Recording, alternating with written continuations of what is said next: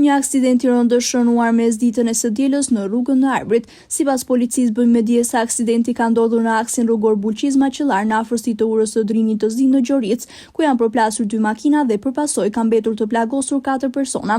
Fillimisht aksidenti është pikasur nga drejtuesit e mjeteve që udhëtonin në këtë aks, ku dhe ka njoftuar policinë dhe ambulancën, të cilët kanë shkuar në vendngjarje dhe kanë bërë të mundur dërgimin e personave të plagosur drejt spitalit të Bulqizës, ku ka marrë ndihmën e parë. Sipas mjekëve të këtij spitali bëjmë me dije se të plagosurit ndodhen jashtë rrezikut për jetën. Ndërkohë policia dhe grupi hetimor kanë nisur hetimet rreth aksidentit, ku paraprakisht shkaki i aksidentit mendohet të ketë qenë lagështira në rrugë si pasojë e motit të keq, por jo vetëm, nuk përjashtohet edhe shpejtësia e lartë e drejtuesve të automjeteve.